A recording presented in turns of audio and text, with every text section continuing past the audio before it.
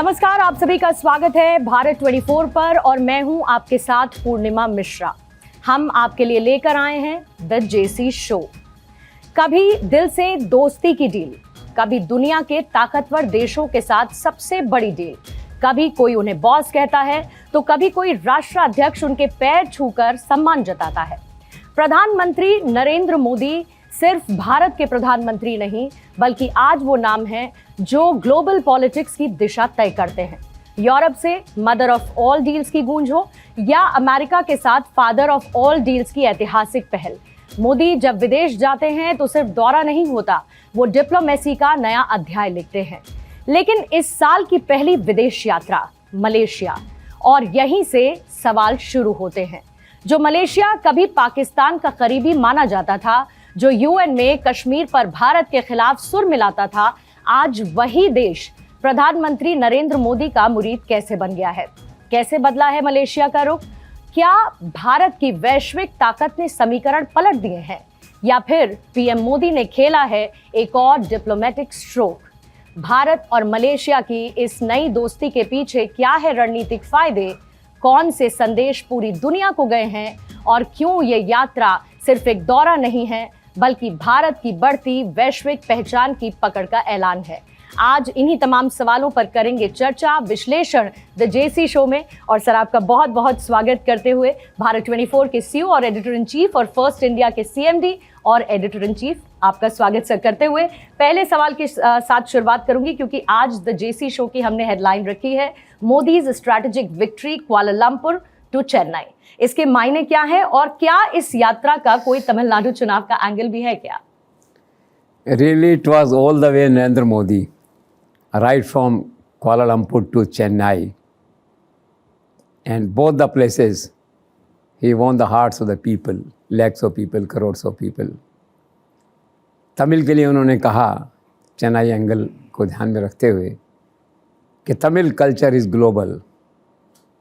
It is India's connect in the outer world. और ये वो भाषा है जो लोगों को दिलों से जोड़ती है। और इसके साथ ही उन्होंने वहाँ की संस्कृति और संस्कारों में तमिल गानों का जिक्र किया।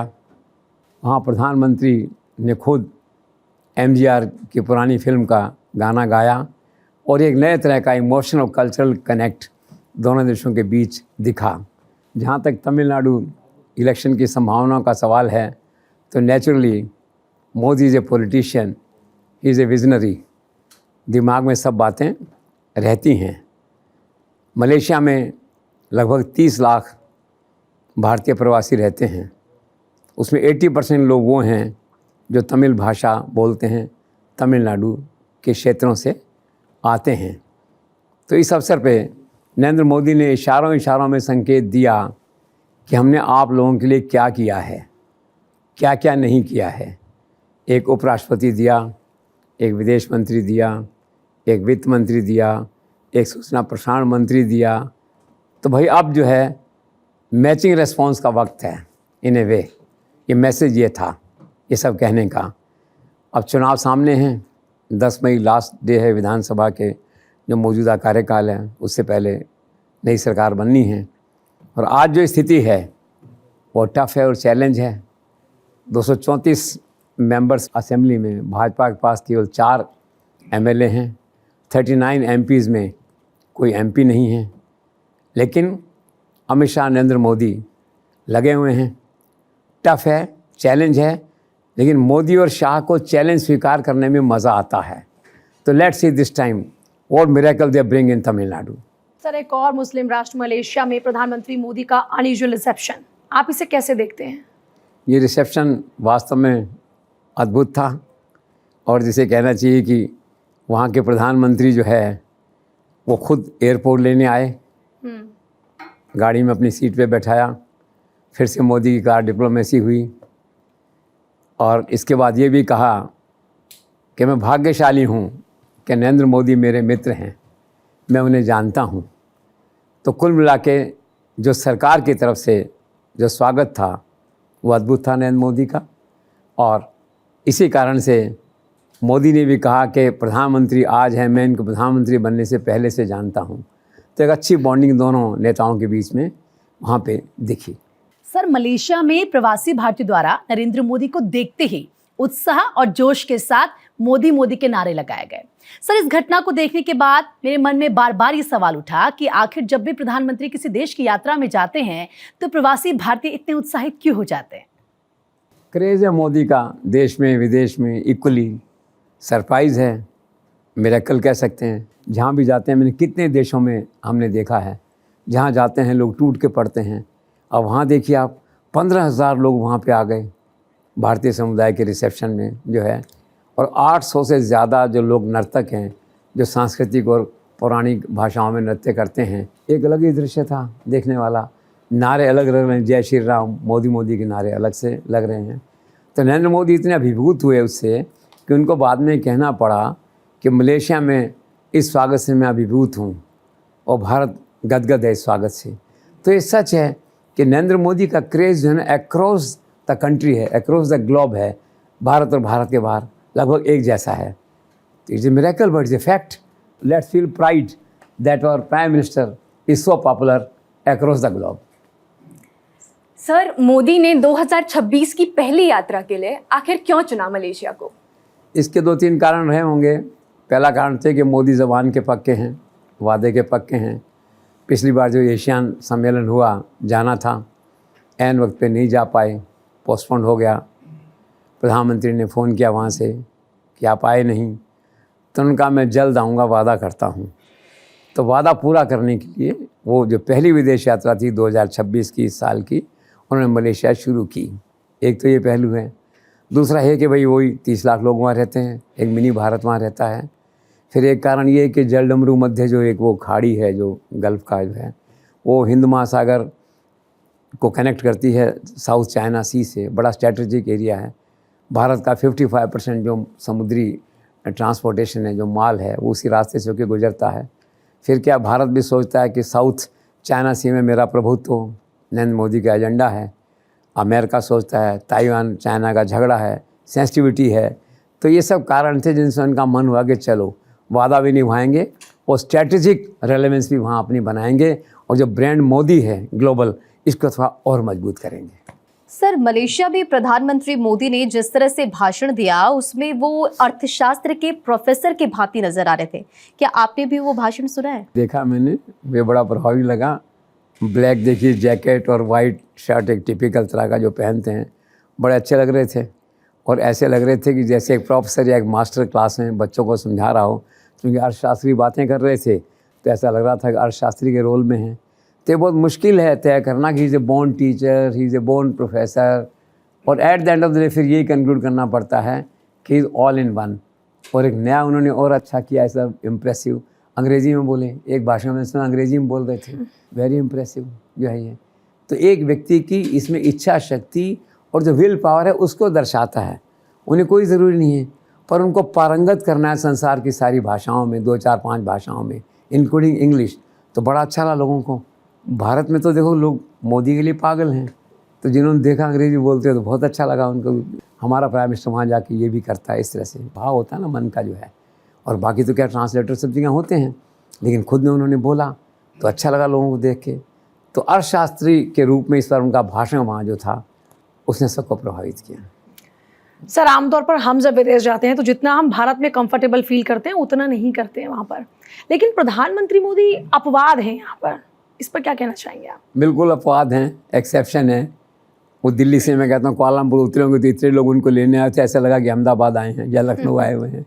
अब ये है गॉड गिफ्ट है, जो मैंने पहले उसका क्रेज़ है, उनका आकर्षण है लोगों के मन में। तो वो, और दूसरा क्या, मेंटली ग्लोबल सोचते हैं, ग्लोबल रहते हैं, तो खाली प्लेन में बैठते होंगे और उतरते होंगे, उनको ये उसमें ध्यान नहीं रहता है कि वो अहमदाबाद उतर रहे हैं कि कुआलालंपुर उतर रहे हैं। मतलब कोई डिफरेंस उनको नहीं दिखाई देता होगा। मेंटली वो सब जगह रहते हैं एक तरह से।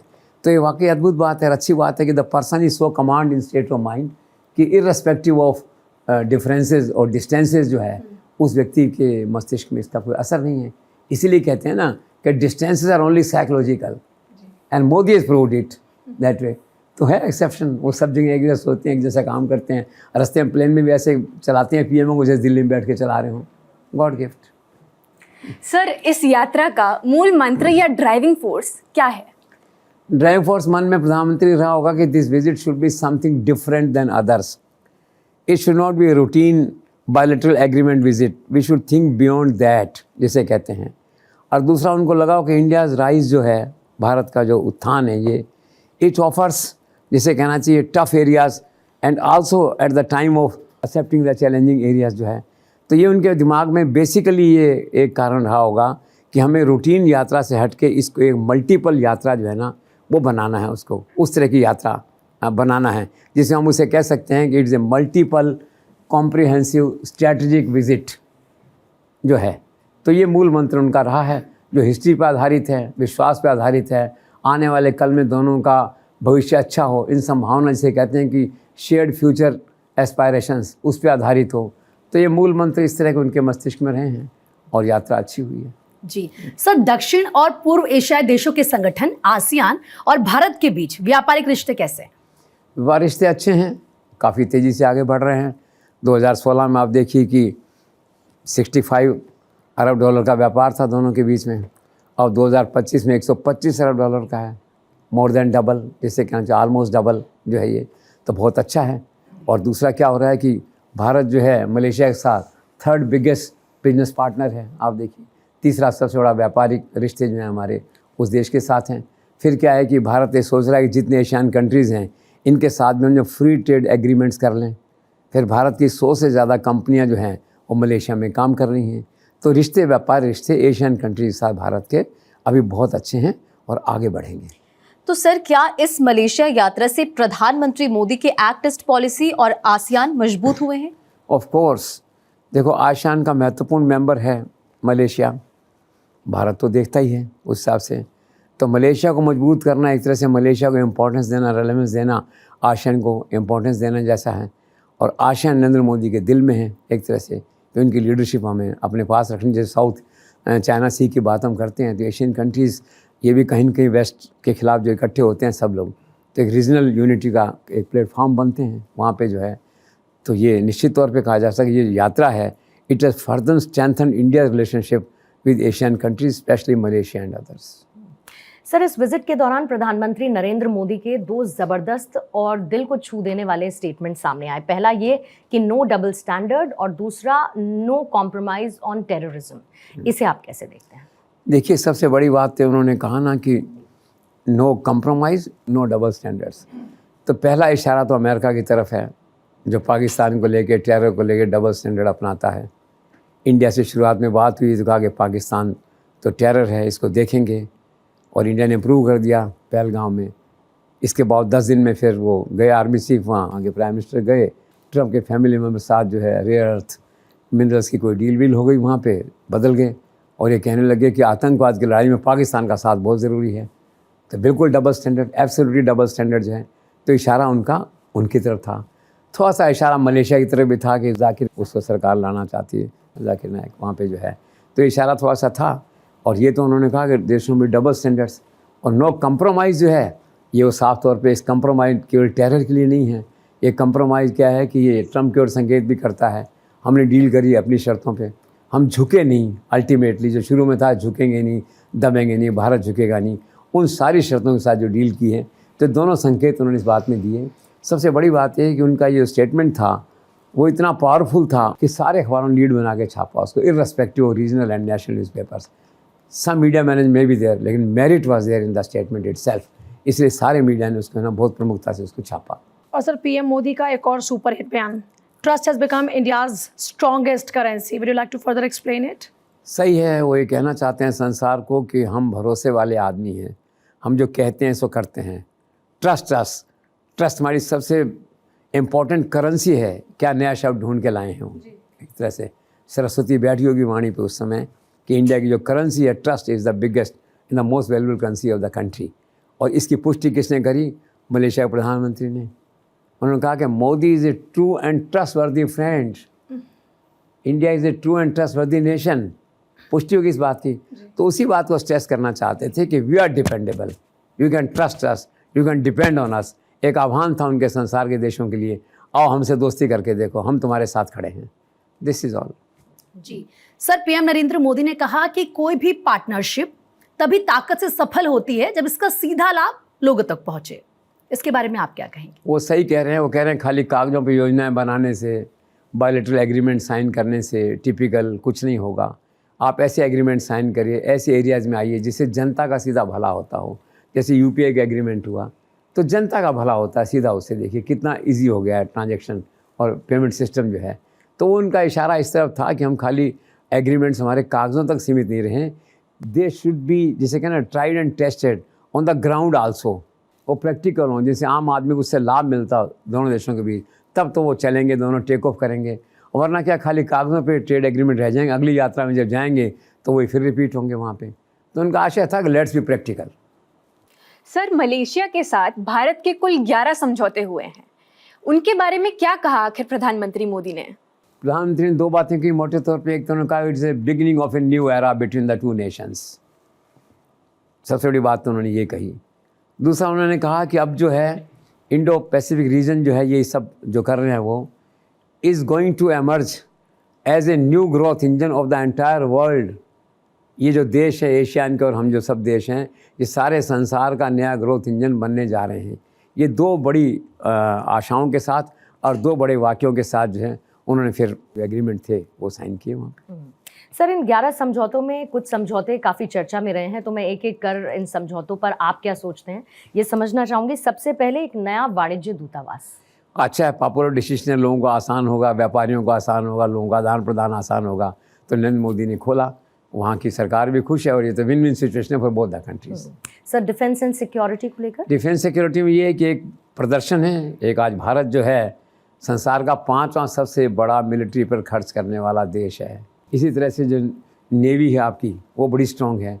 तो इस एरिया में जब जाते हैं बात करने, और ये चूँकि एरिया जो है सारा का सारा नवल से कनेक्टेड है, सी से कनेक्टेड है, तो भारत जो इसकी बात करता है तो एक मॉरल इन्फ्लुएंस होता है हमारा उसके ऊपर कि देखो हम पावरफुल हैं, we are the big brother, वक्त आएगा तो काम आएंगे। ये भावना थी। सर, डिजिटल टेक्नोलॉजी को लेकर? डिजिटल टेक्नोलॉजी तो एक नया आविष्कार आजकल देखिए, लाइफ के हर क्षेत्र में लोग डिजिटल टेक्नोलॉजी की बात कर रहे हैं। वो चूँकि राष्ट्र थोड़ा पीछे है, डिजिटल टेक्नोलॉजी में हम थोड़ा आगे हैं, इसलिए हमारा ये प्रयास रहा वहाँ भी कि ठीक है कोई आवश्यकता पड़ेगी तो हम आपके साथ हैं, and we can further exchange our views on the same subject, we can further cooperate on the same issue. ये भाव है। Sir, digital payments, UPI? ये एक चमत्कार है नरेंद्र मोदी की सरकार में जो उन्होंने किया, वेरी पॉपुलर जिसे कहना चाहिए। अब इसका डंका उन्होंने वहाँ भी बजा दिया है और ये घोषणा की कि बहुत जल्द ये सिस्टम वहाँ पे शुरू करने वाले हैं। 8 राष्ट्रों में पहले से शुरू कर चुके हैं। आप देखिए सिंगापुर में कर चुके हैं, यूए में कर चुके हैं, कतर में कर चुके हैं, फ्रांस में कर चुके हैं, नेपाल में कर चुके हैं, लंका में कर चुके हैं, भूटान में कर चुके हैं, एंड सो ऑन। जो इस तरह से वहाँ पे तो एक बड़ा पॉपुलर मूव है और ये सुविधा वो वहाँ पे भी डेवलप करने जा रहे हैं मलेशिया में। And sir, to promote trade in local currencies? पूरा प्रयास है उनका। कुछ राष्ट्रों के साथ तो किया ऑलरेडी। आप देखिए रशिया के साथ मेजर एग्रीमेंट्स हुए हैं, तो प्रयास है कि इसके साथ भी हो। एक अच्छा है, दोनों देशों के लिए विन विन सिचुएशन है। तो let's see in the coming months इसमें कुछ न कुछ ठोस कदम भारत सरकार उठाएगी, ऐसा लगता है। सर, स्टार्टअप्स को लेकर? स्टार्टअप तो एक और चमत्कार है नरेंद्र मोदी का। आप देखिए आज भारत जो है संसार में 3रा सबसे बड़ा स्टार्टअप राष्ट्र हो गया है। लाखों युवक हैं ना स्टार्टअप खोलने लग गए हैं। अब सरकारी नौकरियों में लोग बहुत कम जाना पसंद करते हैं, अब अपना स्टार्टअप लेके अपना काम लेके इसको शुरू करना चाहते हैं। तो startup is one more miracle जिसको नरेंद्र मोदी चाहते हैं कि इसको मलेशिया में भी इसको एक्सपांड किया जाए। हमारा मित्र राष्ट्र है वो भी इसका लाभ उठाए। तो ऐसी आशा की जानी चाहिए कि मलेशिया में भी आने वाले दिनों में स्टार्टअप बिजनेस जो है, स्टार्टअप जो एंटरप्रेन्योरशिप है, ये और आगे बढ़ेगी। Sir, to set up multi layer chip collaboration? Semiconductor आप देखिए होते हैं मिरेकल है, वो काफ़ी आगे हैं सेमीकंडक्टर में, हमसे भी काफ़ी आगे हैं।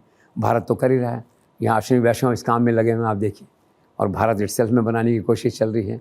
तो उस क्षेत्र में आपसी सहयोग बढ़ाने की बात हुई। सर, आर्टिफिशियल इंटेलिजेंस को लेकर? तो दोनों राष्ट्र एक दूसरे से जुड़ेंगे। प्रायोरिटी एरियाज़ हैं जिसमें नरेंद्र मोदी चाहते हैं कि मैं जहाँ भी जाऊँ, जो भी राष्ट्र हमसे जुड़े, हम इन एरियाज़ में म्यूचुअल डेवलपमेंट के थीम को आगे बढ़ाएं जो है। So this is all. And sir, what about food security? Food security का है, कोरोना में मदद की थी और वक्त आने पे चावल वाल भेजने की बात आती है तो भारत बड़ी मात्रा में चावल कई बार भेज भी देता है वहाँ पे जो है। तो फूड सिक्योरिटी का एक आश्वासन रहता है कि कोरोना की तरह क्राइसिस में कभी आ जाओगे तो वो याद कर लेना मैं हूँ ना, वो वाली जो थ्योरी है उसमें। तो फूड सिक्योरिटी ऐसा कभी क्राइसिस आया तो भारत साथ देगा, मलेशिया का मदद करेगा। Reasonable help India will extend to Malaysia. Sir, disaster management, आपदा प्रबंधन के क्षेत्र में? हाँ वो यही है, अब समुद्री तूफान आ गया, सुनामी आ गई, कुछ और आ गया, समुद्री राष्ट्र हैं देखिए, तो भारत का रहता है मदद के लिए तैयार हैं। तो पहले से सोच के रखो ऐसा कुछ हो जाए तो हमें क्या करना है। Is a good initiative, good move, good gesture. और सर स्वास्थ्य और चिकित्सा के क्षेत्र में समझौता, ये तो देखो बिल्कुल यूनिवर्सल है। सारे राष्ट्रों के साथ जहाँ समझौते हो रहे हैं, स्वास्थ्य की बात हो रही है, चिकित्सा की बात हो रही है कि आपके कोई नए आविष्कार हैं तो हमें बताइए, हमारे हैं हम बताएंगे। वक्त ज़रूरत पड़ेगी तो छोटा राष्ट्र है चूँकि वो मलेशिया जो है, तो हम वहाँ भी जो है एज ए बिग ब्रदर जो है हेल्पिंग हैंड एक्सटेंड कर रहे हैं कि इसमें ज़रूरत पड़े मदद की तो भाई बता देना। और सर एजुकेशन के क्षेत्र में, एजुकेशन में काफ़ी स्ट्रॉन्ग है कनेक्टिविटी दोनों देशों के बीच में। आप देखिए 5,000 छात्र जो हैं वहाँ के यहाँ भारत में पढ़ रहे हैं, और जो भारत में पढ़ रहे हैं वो बेसिकली मेडिकल और बिजनेस एंटरप्रेन्योरशिप और बिजनेस मैनेजमेंट कोर्सेज में रहते हैं ज़्यादातर जो हैं। और भारत के भी 4-5 हज़ार छात्र वहाँ पढ़ रहे हैं, तो वहाँ तो एरिया डिफरेंट, इंजीनियरिंग है, IT है वहाँ पे जो है, और जिसे कहना चाहिए कुछ दूसरे जो टेक्निकल वेंचर हैं, वहाँ टेक्निकल वेंचर्स पे ध्यान जो है वहाँ पे लोगों का वो ज़्यादा है वहाँ। तो काफ़ी जो है बढ़ोतरी, पिछली बार भी 18% की ग्रोथ है इस सेक्टर में दोनों देशों के बीच में जो है। Education is one of the strong pillar between the two countries. Sir last but not the least, प्रवासी भारतीयों के लिए सोशल सिक्योरिटी का मुद्दा कहा वहाँ की सरकार से प्रधानमंत्री ने कि उनके सोशल सिक्योरिटी को आगे बढ़ाना है, तो वहाँ 2 एक चीज़ें तो ऑलरेडी चल रही। वीज़ा का एक हो गया है, एक वहाँ कोई स्कीम है उसको 6ठी पीढ़ी तक एक्सटेंड करने की बात थी, कोई लोकल पॉपुलर मूव है वहाँ का, वो हो गया वहाँ पे। बाकी ये मोरल इन्फ्लुएंस था प्रधानमंत्री का, वहाँ के प्रधानमंत्री पे, सरकार पे भी इतने भारतीय रहते हैं, इनका भी आपके राष्ट्र के निर्माण में योगदान है जिसे हम कहते हैं, तो इनके सोशल सिक्योरिटी पूरी व्यवस्था होनी चाहिए। तो he further emphasised the need for providing more better and enlarge social security to the Indian people. जैसे सर, क्या आपको ऐसा नहीं लगता कि ब्रिटेन, EU और अब अमेरिका के साथ ट्रेड डील के बाद भारत संसार का एक बड़ा इन्वेस्ट एंड ट्रेड हब बन चुका है? 100%. These all agreements have reflected India's global credibility in the globe, जिसे कहना चाहिए। तो और सब राष्ट्रों ने देखा कि भारत वहाँ भी डील कर रहा है, यहाँ भी कर रहा है, अमेरिका से भी कर रहा है, और ट्रंप जैसे विम्सिकल आदमी को भी लाइन पे ला रहा है, उससे भी डील कर रहा है अपने हिसाब से। तो आपकी इमेज बनती है ना, आपका ब्रांडिंग होता है, आपका मैसेजिंग जाता है उन कंट्रीज़ के अंदर। तो इसलिए इसका बहुत अच्छा मैसेज गया है सारे संसार में इन डील्स का जो है कि नरेंद्र मोदी कौन है। नरेंद्र मोदी वो हैं जो ब्रिटेन से डील करके आए हैं, EU से डील करके आए हैं, ट्रंप से डील करके आए हैं, वो हमारे देश में हैं। तो आपका पर्सनैलिटी कल्ट मजबूत होता है, इससे इंटरनेशनल पॉलिटिकल एंड इकोनॉमिक जो पर्सनैलिटी कल्ट है वो मजबूत होता है उससे। तो गुड मूव। सर क्योंकि आपने ट्रेड डील का जिक्र किया, तो प्रधानमंत्री मोदी की इस मलेशिया यात्रा के दौरान में ब्रिटेन, अमेरिका, यूरोपियन यूनियन के साथ में जो ट्रेड डील हुई उसकी छाया नज़र आई क्या? हाँ, छाया नज़र आती है, उसके ऊपर इम्पैक्ट होता है। इम्पैक्ट तो देखो ऐसे होता है ना, वही जो मैंने आपसे कहा ना कि एक को देख के दूसरा व्यक्ति प्रभावित होता है। हालांकि मलेशिया तो छोटा राष्ट्र था ऐसा, इसलिए कोई इशू नहीं था यहाँ पे जो है, पर वो देखते हैं कि भारत किस दिशा में जा रहा है जो है, आगे से आगे बढ़ के डील करते हैं। आपका स्टेचर हो जाता है ना, पहले मैंने कहा उसी को एक्सपांड कर रहा हूँ उस बात को। आपका जो लार्ज स्टेचर होता है, सामने वाले की बार्गेन पावर कम हो जाती है, आपके बार्गेन पावर ज़्यादा हो जाती है। आने वाले समय में ये 3 मेजर डील्स हमने करी हैं, इंटरनेशनल मार्केट में जहाँ भी हम जाएंगे, ठीक है, तो हमारी बार्गेन पावर पहले की तुलना में ज़्यादा होगी। सर मुझे आज ये जानकर आश्चर्य हुआ कि भारत की 7.2 ग्रोथ रेट के मुकाबले चीन की 4.2 ग्रोथ रेट, आखिर ये चमत्कार कैसे हुआ? Is again Narendra Modi miracle. Political stability होती है जहाँ, वहाँ ग्रोथ रेट होती है। आप देखिए पॉलिटिकल स्टेबिलिटी है जो है, और ये रेट कहाँ है? नरेंद्र मोदी के चेहरे पे डेवलपमेंट। यहाँ पॉलिटिकल स्टेबिलिटी है और डेवलपमेंट है, मिरेकल तो ही। कहाँ चाइना और कहाँ भारत? दैट वे हमेशा मानते थे ना कि चाइना बड़ी शक्ति है, हमसे ज़्यादा बड़ी शक्ति है। और आप देखिए, और कम से कम आज मूडी ने भी रेट्स निकाली हैं तो भी 6.2% से कम नहीं निकाली हैं। हम कहते हैं 60.2% है। एक ख़ास बात ये कि जो ग्रोथ रेट है इंडिया की, ये केवल इकोनॉमिक ग्रोथ रेट नहीं है, ये केवल भारत के इकोनॉमिक दृश्य को प्रस्तुत नहीं करती है, जो हमारा स्ट्रॉन्ग पावरफुल पावर प्ले है उसको भी रिप्रेजेंट करती है ये ग्रोथ रेट जो है। तो निश्चित तौर पर moment of pride for the country जो है, क्या चाइना को हमने उसके पीछे छोड़ दिया ग्रोथ रेट में। This is all. Sir Delhi और कुआलालंपुर के बीच अब पर्यटन विस्तार की क्या संभावनाएं हैं? खूब है, संभावनाएं तो आगे आएंगी। तो मौजूदा ही बहुत चल रहा है व्यापार। दुबई के बाद हर भारतवासी आजकल मैं देखता हूँ कुआलालंपुर जाना चाहता है। अखबारों में कितने विज्ञापन आते हैं कुआलालंपुर जाने के, पैकेज आते हैं, सस्ते पैकेज आते हैं। 1 लाख रुपए में 4 आदमी चले जाओ वहाँ पे जो है, वो तो पहले से हिट है। 15 लाख लोग पिछली बार जो है ना मलेशिया गए भारत से। डायरेक्ट फ्लाइट जा रही है 14 शहरों से, आप इमेजिन करिए। 15 लोग चले गए पहले ही जो है। और अब क्या, गजेंद्र सिंह शेखावत आ गए हैं केंद्रीय पर्यटन मंत्री, तो वो मॉनिटर करते हैं खुद डेवलपमेंट, किस किस देश के साथ हमारा पर्यटन का विस्तार होने की क्या क्या संभावनाएं हैं, वो अलग से देख रहे हैं उसको कि पर्यटन विस्तार की भारत मलेशिया के बीच में प्रबल संभावनाएं हैं, अपार संभावनाएं हैं, पहले से अच्छी हैं, आगे चल के और अच्छी हो जाएंगी।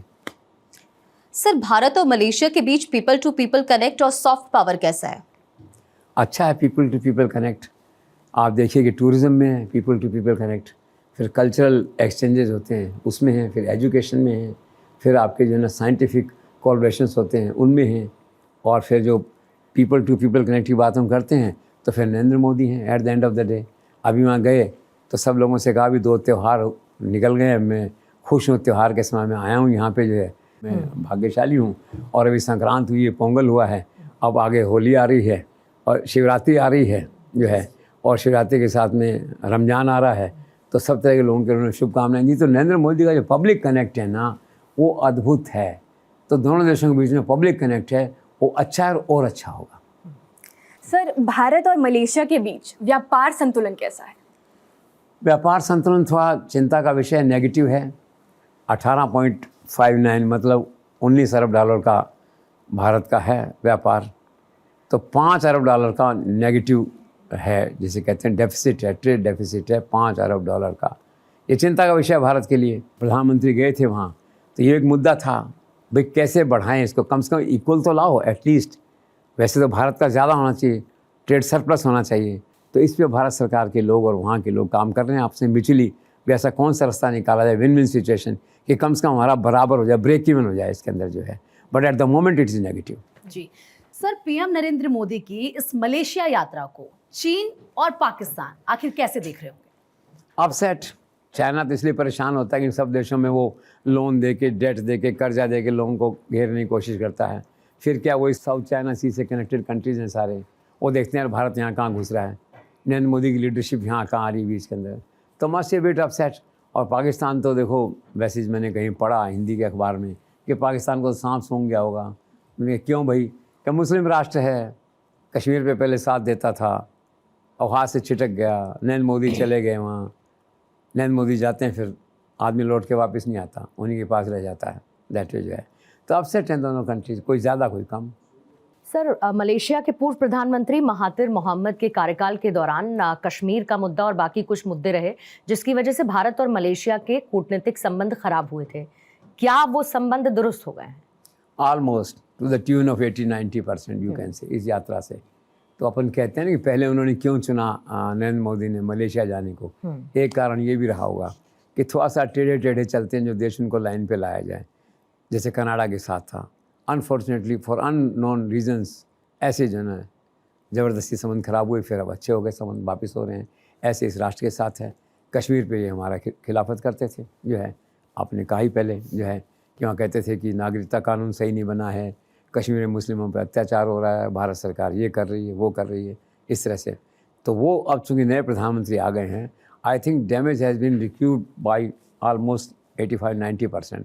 थोड़ी बहुत छाया उसकी वो भी आगे जाके ठीक हो जाएगी। तो इस दृष्टि से नरेंद्र मोदी की जो यात्रा है बहुत महत्वपूर्ण थी और बहुत यूज़फुल है। सर, भारत मलेशिया संबंधों के बीच ये जाकिर नाइक वाला क्या किस्सा है? क्या एक दिन मलेशिया उसको भारत को सौंप देगा? ये देखो, किस्सा ये है कि बेसिकली ये धार्मिक भाषण देते हैं कुछ लोग, पढ़े लिखे मुस्लिम होते हैं, बहुत अच्छा भाषण देते हैं, उनके प्रभाव में आ जाते हैं लोग, कट्टरपंथी युवा पीढ़ी के लोग प्रभाव में आ जाते हैं। ये भी ऐसे व्यक्ति। तो ढाका में जो है आतंक का हमला हुआ और उस समय जो लोग पकड़े गए तो उन्होंने कहा कि उनकी प्रेरणा कहाँ से मिली थी, तो जाकिर के भाषणों से मिली थी। उत्तेजक भाषण थे, घृणा फैलाने वाले, भड़काने वाले, धार्मिक सांप्रदायिकता पैदा करने वाले। तभी थोड़ा सा भारत सरकार ने इनको उस पर लिया, मॉनिटरिंग पे, टारगेट पे जो है। तो फिर देश छोड़ के भाग गए जो है, वहाँ रहने लग गए। फिर सरकार ने पीछा किया एनआईए ने, तो एनआईए ने चार्जशीट दाखिल कर दी, इनको अपराधी मान लिया। तो अब सवाल ये है कि वापस कैसे लाओ वहाँ से। उन्होंने वहाँ की नागरिकता ले रखी है और चूँकि मुस्लिम हैं तो मुस्लिम हिंदू फैक्टर वहाँ भी थोड़ा बहुत रहता है, दैट वे है। अब प्रधानमंत्री जो गए तो फिर उसको भी लाने के बारे में मैंने सुना है कि अनौपचारिक चर्चा हुई इसके बारे में। अब आपका सवाल ये है कि वो आएंगे कि नहीं आएंगे। तो इतना ज़रूर हो गया है वहाँ पे कि जो प्रधानमंत्री हैं मलेशिया के, अभी उन्होंने 2 बातें कही हैं बड़ी इंपॉर्टेंट। एक तो उन्होंने कहा भारत को अगर आप सबूत दोगे, रीजनेबल एविडेंस दोगे तो हम विचार करेंगे।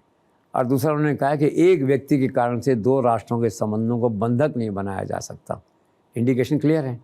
और ये कहते कहते उन्होंने उसके भाषणों पे वहाँ पाबंदी लगा दी है। अब रही बात उसके प्रत्यार्पण की बात है, भारत लाने की जो बात है, it will take some time, लेकिन सूनर और द लेटर जो नरेंद्र मोदी की जो टीम है, डोवाल एंड अदर्स, उनका जो परसुएशन रहता है, तो मुझे लगता है एक न एक दिन उसको भी ले आएंगे दिल्ली। सर, आखिर कुआलालंपुर से क्या रिश्ता है नेताजी सुभाष चंद्र बोस का? काफ़ी इम्प्रेसिव रिश्ता रहा है। मैंने पढ़ा कि 1943 में नेताजी सुभाष चंद्र बोस कुआलालंपुर गए और वहाँ एक इलाके के अंदर जब बड़ी सभा हुई, 10-15 हज़ार युवक आए वहाँ पे। उन्होंने उनको अच्छे भाषण दिए, उत्साह वाले, कि भारतीय स्वतंत्रता संग्राम में जुड़ो, भारत को आज़ाद करो, जो है। तो इस तरह का संपर्क रहा। और अभी जो प्रधानमंत्री गए थे तो इंडियन कल्चर इंस्टीट्यूट, उसका नाम भी नेताजी सुभाष चंद्र बोस के नाम पे कर दिया वहाँ पे।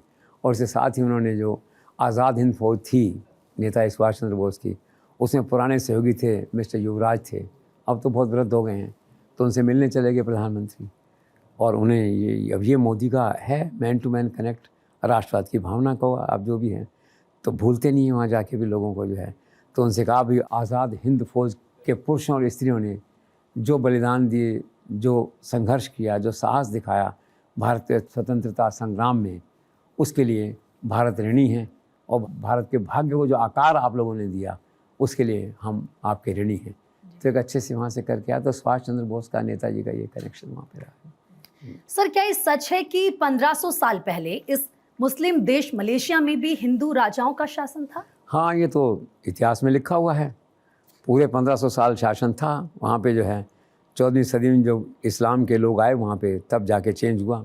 और तो उसमें हिंदू मंदिर भी थे, 50 से हिंदू मंदिर आज भी मौजूद हैं वहाँ पे। शिव के मंदिर हैं, भगवान विष्णु के मंदिर हैं, ऐसे सारे मंदिर वहाँ पे जो है मौजूद हैं वहाँ पे। तो निश्चित रूप से था। भारत का चोल वंश था, इसका साम्राज्य हो गया था वहाँ पे।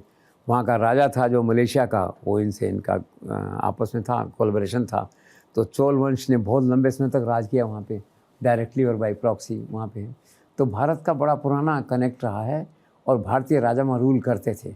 फिर उसी समय कंबोडिया, इंडोनेशिया में भी भारतीय राजा रूल करते थे वहाँ पे। तो ये फैक्ट है कि एक मुस्लिम राष्ट्र में भी 1500 साल तक जो है हिंदुओं ने राज किया, मतलब भारत से जुड़े हुए लोगों ने राज किया। Moment of pride. सर, पिछले दिनों परीक्षा पर चर्चा के दौरान में पीएम मोदी जब छात्रों से बातचीत कर रहे थे, अपनी 75th बर्थडे का कोई दिलचस्प किस्सा उन्होंने सुनाया था। क्या था वो किस्सा? किस्सा उनको याद आ गया। मूड में थे नरेंद्र मोदी। बच्चों के साथ व्यक्ति मूड में होता है, रिलैक्सड होता है। तो डाउन द मेमोरी लेन जाके उन्होंने कहा कि मेरा 17 सितंबर को 75वां जन्मदिवस था। तो एक नेताजी, नाम नहीं बताया नेताजी का उन्होंने, तो एक नेता ने फ़ोन कहा कि अब तो आप 75 साल के हो गए, 75 साल पूरे हो गए। तो उन्होंने कहा अभी तो 25 और बाकी हैं।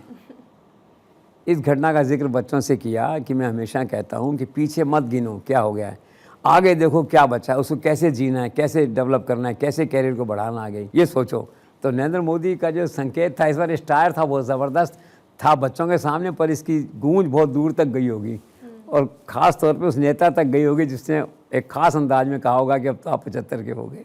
सो दिस सर, सेशल्स के राष्ट्रपति पैट्रिक हेर्मनी भी दिल्ली में है, तो प्रधानमंत्री मोदी और उनके बीच में क्या बातचीत हुई? बातचीत हुई, देखो बेसिकली तो जो मैंने पहले भी कहा है कि नरेंद्र मोदी का जो महासागर विज़न है उसमें एक इम्पॉर्टेंट पार्ट है ये सेशल्स। तो नरेंद्र मोदी का जो महासागर विज़न का पार्ट है उसमें सेशल्स जो देश है, मैं हालांकि एक बार गया था वहाँ, प्रधानमंत्री जी उस समय के या राष्ट्रपति के साथ जो है, तो ये उसका पार्ट है। ये सारे के सारे जो है ना वही साउथ चाइना सी से कहीं न कहीं जुड़े हुए, एशियान के इम्पोर्टेंस से कहीं न कहीं जुड़े हुए जो हैं। तो आए भारत में, स्वागत हुआ। तो स्वागत हुआ तो नरेंद्र मोदी ने 7 समझौते साइन किए इनके साथ में, राइट जिसे हम कह सकते हैं from renewable energy to climate solutions, और हम कहें from maritime to digital India, digital development जो है, ये सारे समझौते हुए। $175 मिलियन उसकी मदद जो है ना उसको दी वहाँ पे, इस राष्ट्र के लिए घोषित की। और साथ में ये भी कहा कि don't worry, Indian Ocean region जो है इसमें सुरक्षा और स्टेबिलिटी जो है उसके लिए हम बैठे हुए हैं, वील एंश्योर जो है। तो इस आश्वासन के साथ हम भारत सरकार से जो है $175 मिलियन लेकर के वो लौटे देश के साथ में, खुश खुश जो गए। एक अच्छी मुलाकात थी और जस्ट आफ्टर मलेशिया थी, तो बैक टू बैक जो है ना दूसरी फॉरेन डिग्निटरी था जिसे नरेंद्र मोदी ने इंटरेक्ट किया। सब बहुत अच्छा विश्लेषण किया आपने और साथ ही ये भी बताया कि कैसे प्रधानमंत्री नरेंद्र मोदी की ये मलेशिया विजिट एक स्ट्रैटेजिक विक्ट्री है और साथ ही ये पूरी दुनिया को बताने वाली कि ये दुनिया देश के साथ चलना चाहती है, भारत के साथ, क्योंकि ये बदलता भारत है, मजबूत होता भारत है और ये वो भारत है जो दोस्ती भी निभाता है तो हितों की रक्षा भी करता है। लेकिन इससे इतर आज मैं ज़रा जेसी शो पार्ट 2 में भी जाना चाहूँगी, क्योंकि ऐसे बहुत सारे अंतर्राष्ट्रीय के साथ साथ देश के मुद्दे भी हैं जो देश की दिशा और देश के भविष्य को तय करे, जिसमें एक सबसे इम्पॉर्टेंट जो गेम चेंजर रहा वो भारत और यूएस के बीच हुई बड़ी ट्रेड डील रही। इसको लेकर अलग अलग लोगों की अपनी अपनी व्याख्या है, अपना अपना कहना है, लेकिन आपका मूल्यांकन इसको लेकर क्या कहता है? मेरा 2 कहना है कि ये जो डील है, जो नरेंद्र मोदी के संयम, धैर्य, उनकी डिप्लोमेसी और उनके साहस जो है ना उसका प्रतीक है। क्रिटिकल पत्रकार संजय श्रीवास्तव ने भी ये लिखा है इसके अंदर कि मैं नरेंद्र मोदी को बधाई देता हूँ। आप देखिए तो डील क्या है, केवल इन 2 वाक्यों से इसका संकेत आपको मिलता है। और फिर देखिए 50 से घट के 18 पे आए हैं। नरेंद्र मोदी इसी तरह चलते रहे, ट्रंप को हैंडल करते रहे तो एक दिन 0 पे आ जाएंगे, 18 से भी। आप देखिए, और मेरा मानना है कि ट्रंप को पढ़ना जितना अच्छी तरह से नरेंद्र मोदी जानते हैं कोई नहीं जानता। बिना किसी टकराव के, धैर्य के साथ, समय के साथ साथ उन्होंने ऐसी डील करी जिसे कि A+ कैटेगरी की डील कहा जा सकता है। और जो सबसे इम्पॉर्टेंट बात हमेशा याद रखनी चाहिए, इट्स ए डील। डील का मतलब है give and take. Deal is not a 1 way traffic कि आप करके आ गए। लोगों का एक वर्ग ये सोचता है 1 वे ट्रैफिक, हम जो करेंगे बस वही होगा। नो, डील के 2 पहलू हैं जिसे कहते हैं गिव एंड टेक, वो दोनों पहलू होने चाहिए। उस दृष्टि से और आज की जो स्थितियाँ हैं, one of the finest deal है जो नरेंद्र मोदी ने साइन की है। अब कट सी उसमें ठीक है, पीयूष गोयल भी हैं, सीतारमण है, विदेश मंत्री हैं, वो सब लोग उनकी टीम है। In basically direction super Narendra Modi का है जिसमें जो है तो डील बहुत अच्छी हुई। आम धारणा थी कि एग्रीकल्चर सेक्टर को छुड़वा नहीं पाए हम उनसे और वो एग्रीकल्चर में घुसेंगे। गलत है बातें। और केवल लाइव स्टॉक की बात हुई है, पशु आहार, पशु चारा, मुर्गी वर्गी, इस तरह की बात हुई है।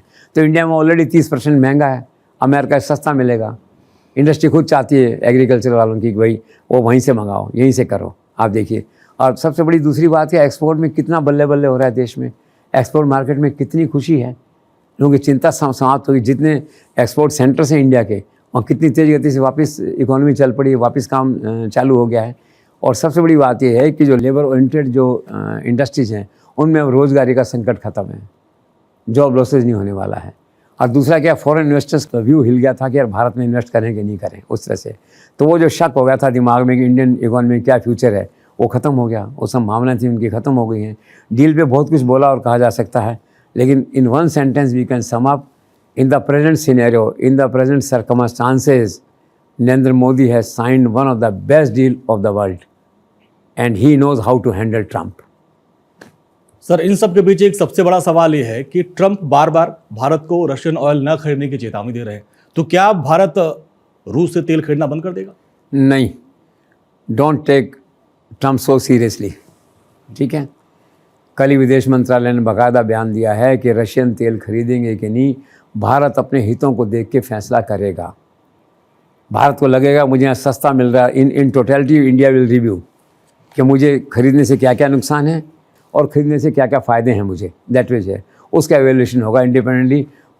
कुल मिला के मुझे पर्सनली ऐसा नहीं लगता कि रशिया से बिल्कुल तेल की खरीद बंद हो जाए। मात्रा घट सकती है, चेंजेस हो सकते हैं, रिव्यू हो सकती है सिचुएशन जो है, पर मुझे ऐसा नहीं लगता। और ऐसा अगर होता तो इस डील के बाद पहला बयान नहीं आता विदेश मंत्रालय का। विदेश मंत्रालय ने कल साफ तौर पे कहा है कि भारत अपने हितों के हिसाब से फैसला करेगा। इसका मतलब है don't agree with Trump 100% obviously. तो मैं ये कंक्लूड कर सकता हूँ कि भारत रशियन तेल खरीदता रहेगा, मात्रा में कमी आ सकती है। और सर एक और चीज़ हम देख रहे हैं अभी हाल ही में, क्योंकि हमने देखा कि विपक्ष ने लोकसभा स्पीकर के अगेंस्ट में अविश्वास प्रस्ताव दिया, इसका भविष्य आप क्या देख रहे हैं? I think it will die its natural death. कई कारण हैं उसके। 118 लोगों ने साइन तो कर दिए हैं, एक तो 2025 की तारीख में साइन कर रहे हैं, यार कुछ तो देखो, ठीक है। और फिर क्या हो रहा है, 118 जो आज हैं 10 दिन बाद उसमें 80 रह जाएंगे, 85 रह जाएंगे, 58 रह जाएंगे, नेवर नो। भारत में अपोजिशन यूनिटी का तापमान जो है ना वो डे टू डे चेंज होता है। डे टू डे अलायंस, आज टीएमसी ने साइन करने से मना कर दिया, जैसे कुछ ऐसे चलता रहेगा जो है। फिर क्या है, इस सत्र में तो वैसे भी नहीं आएगा, 14 दिन का नोटिस देना ज़रूरी होता है। इसलिए मैंने कहा समय के साथ साथ क्या टाइम इज़ ए हीलर। और रही बात ओम बिरला की, ऐसा स्पीकर था नहीं पहले, जहाँ तक मैं समझता हूँ। इन द रिसेंट पास ही is one of the most decent, dignified, mature, जिसे कहना चाहिए सीजन स्पीकर, पॉपुलर स्पीकर। जहाँ मैं उनके कक्ष में अखबार में देखता हूँ, टीवी पे देखता हूँ, सारे दलों के लोग जाते हैं। मतलब आप देखिए कि सोनिया गांधी से लेकर राहुल गांधी तक, प्रियंका गांधी तक और दूसरे विपक्ष के इतने बड़े नेता हैं, सारा उनका अच्छा जाना आना है, उनका डायलॉग हर एक के साथ में। He is not in isolation. और ये जो विपक्ष के प्रस्ताव की बात आई है, certainly it's a part of politics. Om Birla खुद भी हैरान हुए होंगे कि ये सब लोग तो कल चाय पे थे साथ अपने और आज फिर ये अविश्वास प्रस्ताव लाए हैं। वो मुस्कुरा दिए होंगे, वो भी जो है time is a healer. Part of politics से हर आदमी करता है, विपक्ष ने भी करी है, एक मॉरल इन्फ्लुएंस या मॉरल प्रेशर क्रिएट करने के लिए। Nothing bad in it. लेकिन आप पूछा क्या फ्यूचर क्या है, तो फ्यूचर मेरा मानना है कि it's going to die its natural death, ऐसा मेरा मानना है। सर, सुप्रीम कोर्ट के सख्त रवैये को देखते हुए अब क्या भविष्य है पश्चिम बंगाल में एसआईआर का? सुप्रीम कोर्ट ने 2 इम्पॉर्टेंट बातें कह दी हैं, बहुत इम्पॉर्टेंट। उसने कहा एसआईआर के काम में या उसके प्रक्रिया में किसी को दखल की अनुमति नहीं देंगे। 1, then we'll not regulate the internal mechanism of election commission. दोनों बातें बेहद इंपॉर्टेंट हैं। इसके साथ ही एक टिप्पणी ज़रूर हुई है कि वे 17 लाख लोगों को नोटिस वहाँ दे दिया, केवल इसलिए कि कंप्यूटर से उनके नाम में चेंज आ गया। कोई चौधरी लिखता था, बसु लिखता था, वहाँ बसु को चौधरी कहते हैं, चौधरी को बसु कहते हैं, ऐसा कुछ जो भी है वो थोड़ा प्रैक्टिकल नहीं है। इसलिए सुप्रीम कोर्ट ने 1 हफ्ते का टाइम और बढ़ा दिया है रेक्टिफिकेशंस के लिए कि भूल सुधार है, अपने आप को रिप्रेजेंट करना है तो कर लो उसमें, दैट वे जो है। और डीजीपी से कह दिया भी पर्सनली आओ, बताओ, गारंटी लो इस बात की कि मुख्यमंत्री कहे ना कहे वहाँ पे, ठीक है ना, आपको आपकी जिम्मेदारी है सुरक्षा देने की। इलेक्शन कमीशन के जो फंक्शनरीज हैं या एसआईआर के जो ऑफिशियल्स काम करेंगे, सुरक्षा की आपकी जिम्मेदारी है। पर्सनल एफिडेविट मांगा है तो धर्म संकट तो अब उस डीजीपी के लिए है कि ममता की सुनेगा आगे जाकर के इलेक्शन कमीशन के डर से करेगा, क्या करेगा, that is to be seen वहाँ पे जो है। पर एज पर सुप्रीम कोर्ट इज़ कंसर्न, उसने क्लियर कह दिया है कि ऑल स्टेट्स मस्ट नॉट, एक बंगाल की बात नहीं हो रही, उन्होंने तय कर दिया रूलिंग ये है कि इसके काम में बाधा नहीं आने दी जाएगी और हम इलेक्शन कमीशन के डे टू डे काम में दखल नहीं देंगे। So this is more than clear. It is a day of jubilation और celebration for the election commission, I think. Sir, ex army chief MM Naravane की जो किताब लीक का प्रकरण और उस पर दर्ज हुई FIR, उसका आप भविष्य कैसे देखते हैं? किताब लीक का जो प्रकरण हुआ पॉलिटिकल कारणों से हुआ। राहुल गांधी को कहीं से किताब हाथ लगी या किताब का पन्ना हाथ लगा, जो भी था, उन्होंने संसद में पेश करने के, संसद प्रांगण में पेश करके एक सीन क्रिएट किया, एक सेंसिटिविटी क्रिएट करी उसके बारे में जो है। तो जो कन्फ्यूज़न फैला, इसमें एक बात का सीरियसली नोट लिया गया कि भाई ये तो सर्विस रूल्स का वायलेशन है ना। सर्विस रूल्स में क्लियर लिखा हुआ है कि रिटायरमेंट के बाद कोई भी किताब लिखें, खासकर आर्मी के लोग कोई किताब लिखेंगे, वहाँ पे सेंसिटिविटी होती है, तो आप भारत सरकार से, रक्षा मंत्रालय से, गृह मंत्रालय से मंजूरी लेंगे, क्लियरेंस लेंगे, उसके बाद आप उस किताब को बेचेंगे या कोई उस किताब को आप आगे लिखेंगे। अब इसका उल्लंघन तो हुआ है, तो अब क्या होता है ऐसे मामलों में, फिर क्या होता है, कोई लिहाज नहीं होता, law of the land take its own course जो है। तो फिर FIR दर्ज होगी पुलिस के अंदर। FIR दर्ज होगी तो पहला तो बयान आर्मी चीफ का लिया जाएगा कि कैसे क्या था, फिर राहुल गांधी से पूछा जाएगा, फिर पब्लिशर्स जिन्होंने अपने उस पर डाल रखा है ऑनलाइन पे किताब का कवर जो है, उनसे पूछा जाएगा। लेकिन नॉर्मली ऐसा होता है, ऐसे मामले ना पॉलिटिकली ज़्यादा होते हैं बजाय उस तरह से, मतलब प्रोसीजरल होने के। तो इसका जो भविष्य पूछा आपने, इस FIR का भविष्य क्या होगा, ये बेसिकली तो मतलब अमित शाह के माइंड में होगा इन ए वे। ऐसे क्रिटिकल मैटर्स में ज़्यादातर फैसले का, परामर्श का काम जो है ऊपर विचार विमर्श करके वो करते हैं, तो निश्चित तौर पे नहीं कहा जा सकता। लेकिन मुझे ऐसा लगता है कि समय के साथ साथ जो है, जैसे आज गतिरोध खत्म हो गया वहाँ पे लोकसभा में, फिर लोकसभा चली वापस, देखा आप, तो आई थिंक समय के साथ साथ ये इशू भी जो है ना सॉर्ट आउट हो जाएगा, और जो इसमें कुछ होगा थोड़ा सा पॉलिटिकल एंगल रहेगा और ज़्यादा कोई दिक्कत नहीं आनी चाहिए, ऐसा मुझे लगता है। तो सर, देश में राजनीति के साथ साथ राजनीतिक मुद्दे यूं ही चलते रहेंगे, लेकिन कुल मिलाकर देश की रणनीति क्या है, जिसे तय कर रहे हैं देश के प्रधानमंत्री नरेंद्र मोदी, बदलते जियोपॉलिटिकल ऑर्डर के बीच में, और भारत को मजबूती के साथ न सिर्फ दिल, दोस्ती और डील के साथ और डिप्लोमेसी के साथ भी आगे आगे बढ़ा रहे हैं। प्रधानमंत्री नरेंद्र मोदी के दौरों के साथ भारत की स्थिति पूरी दुनिया भर में ग्लोबली मजबूत होती जा रही है। बहुत बहुत शुक्रिया सर आपका आज इस पूरे एनालिसिस के लिए, द JC शो का हिस्सा बनने के लिए, और साथ ही तमाम दर्शकों का भी बहुत बहुत धन्यवाद हमारे साथ जुड़ने के लिए। वक्त एक छोटे से ब्रेक का, आप बने रहिए भारत 24 के साथ।